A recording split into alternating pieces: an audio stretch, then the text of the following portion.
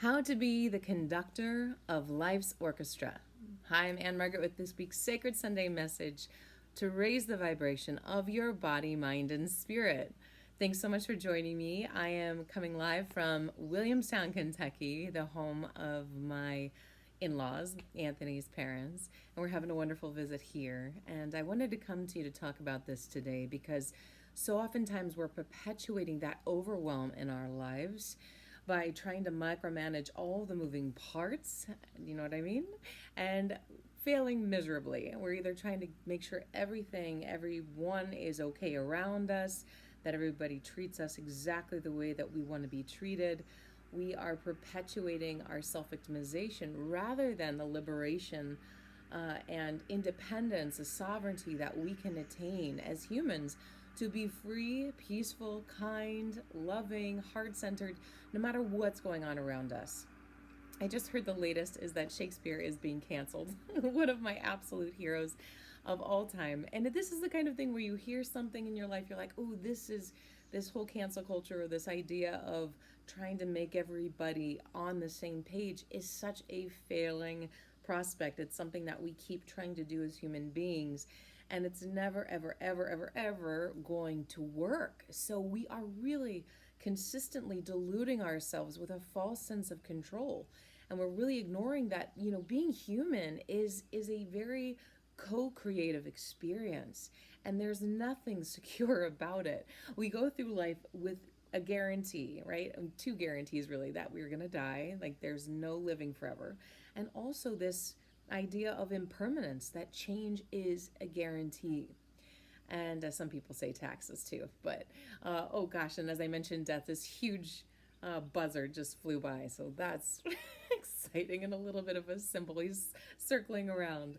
Oh, there's another one. Here we go. Here's the animal symbolism for today, right?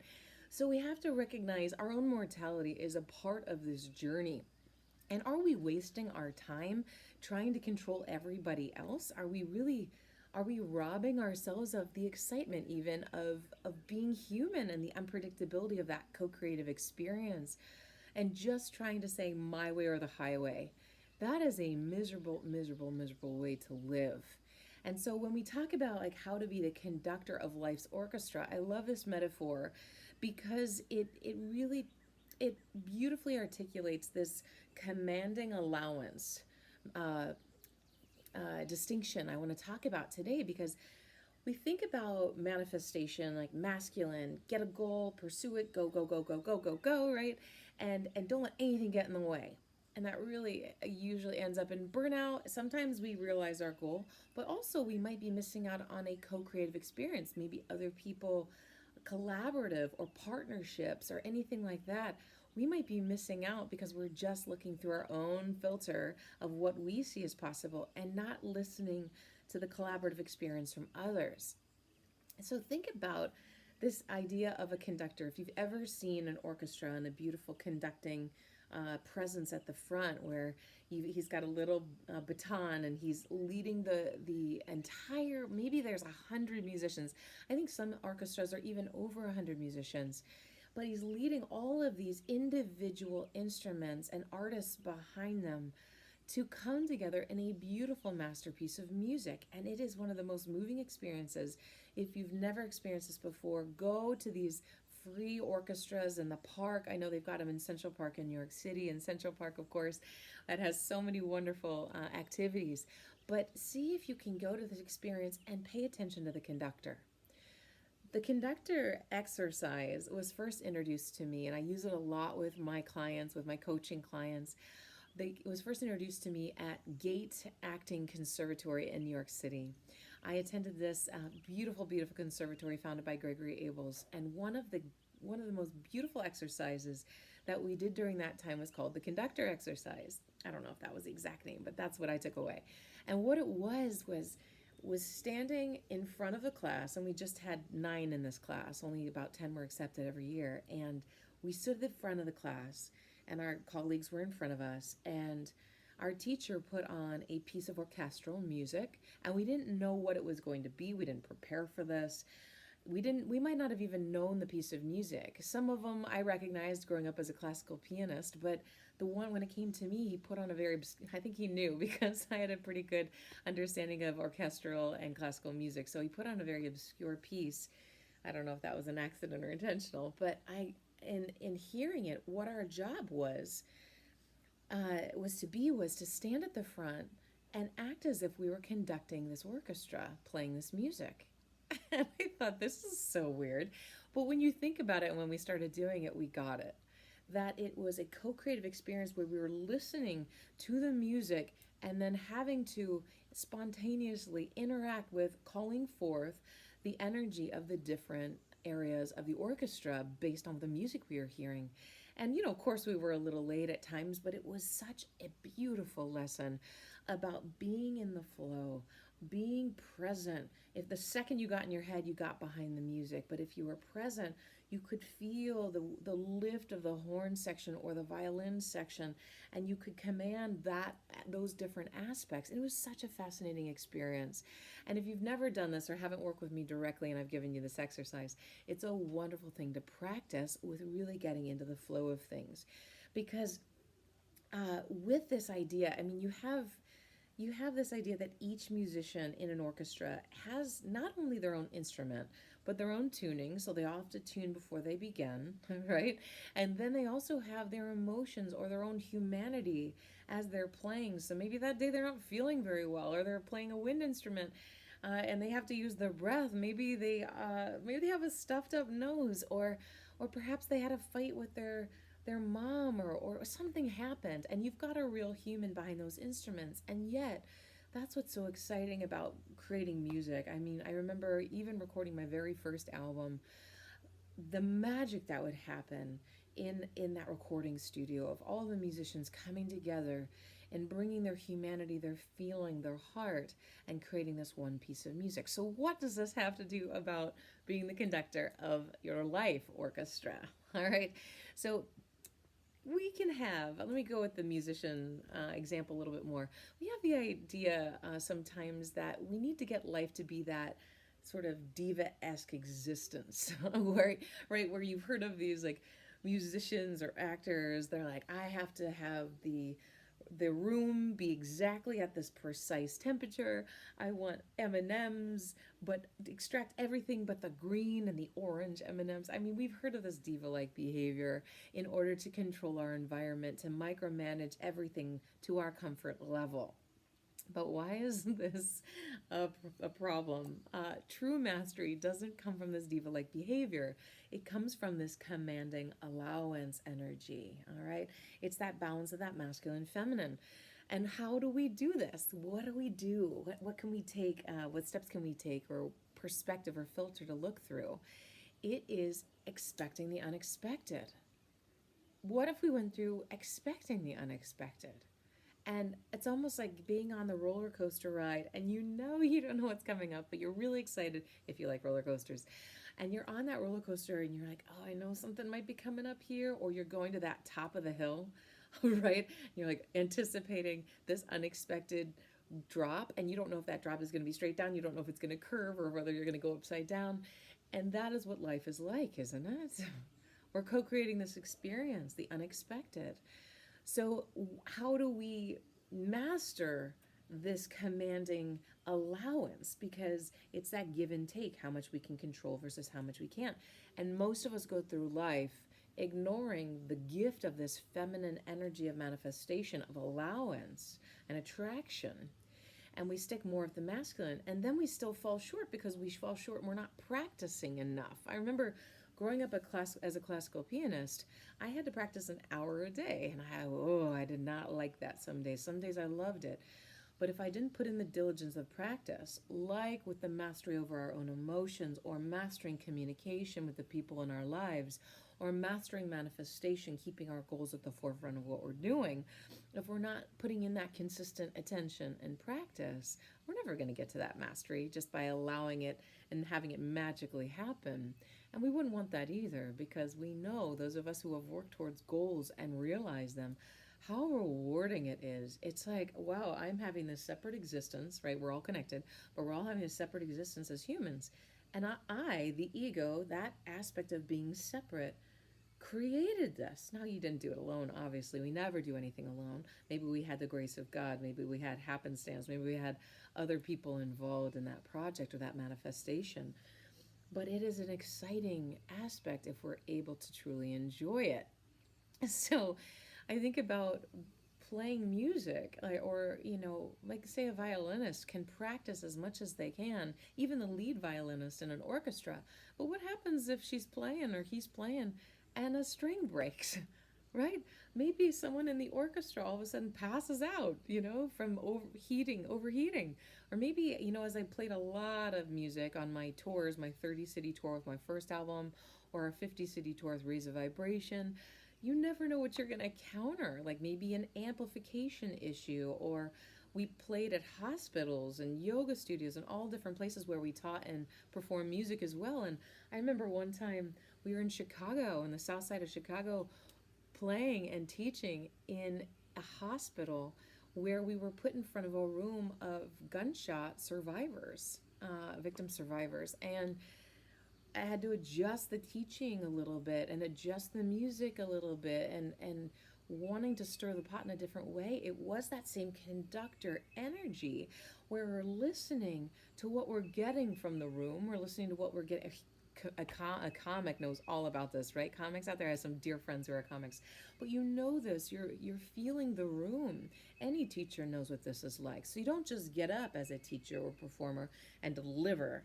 You want to engage this dialogue. This is the way that life is too, right? So you're moving along, something happens, maybe somebody jackals you from the, or whatever, heckles you from the audience. It's about going with it, and above all, never ever ever ever ever quit. Never ever ever quit. You hear this metaphor, right? With this is applicable to our lives in all facets.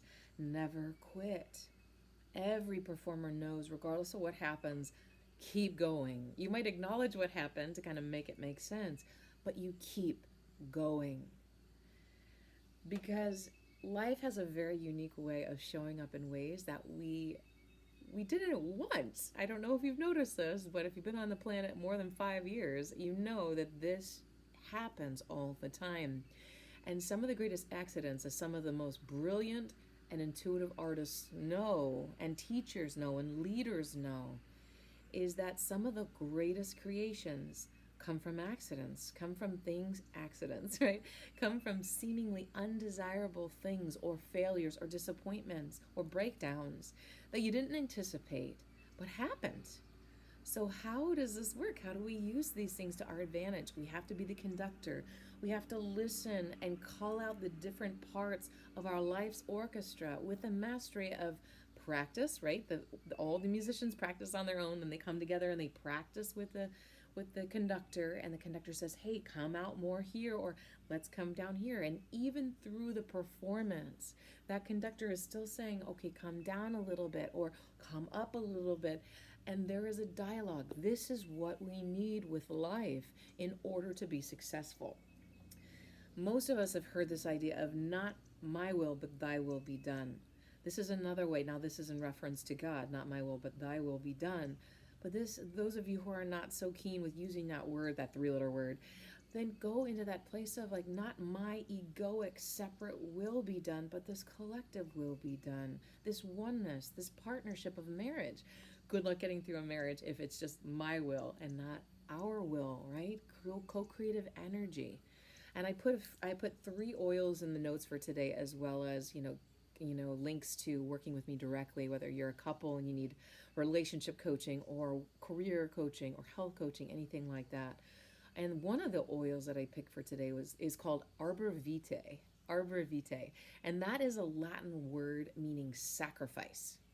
So I find that fascinating, because this oil that's so powerful is an oil that really calls on this idea of feminine manifestation, this commanding allowance that we have to have in our lives to attract what it is we want to manifest. And this idea of sacrifice is, in the dictionary, it's something about offering something to a deity in homage, right? But we know that any musician, any dedicated entrepreneur or employee or anybody going through life, dedicated partner in a marriage or any sort of engagement or commitment, requires sacrifice. And it's not about sacrificing what it is that you might want in the long term, but it might be sacrificing what we want in the short term. It might be a sacrifice of an instant gratification of putting that sweet in your mouth, or instant gratification of having to go do that workout you don't want to do in order to reach our long term health goals. It might be practicing every single day in order to have mastery over our instrument or our yoga practice or our goal, whatever that might be. So it might be a short term sacrifice for a long term goal. And that's the investment we must make in order to have mastery in life. So, what are the traps here?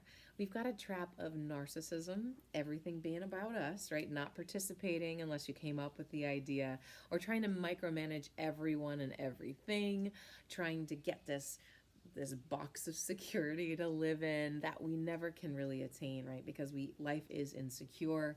Or also resisting the will of God, or the will of oneness, or the universe, or partnership, or the collaborative will, and not allowing other people to participate in our lives.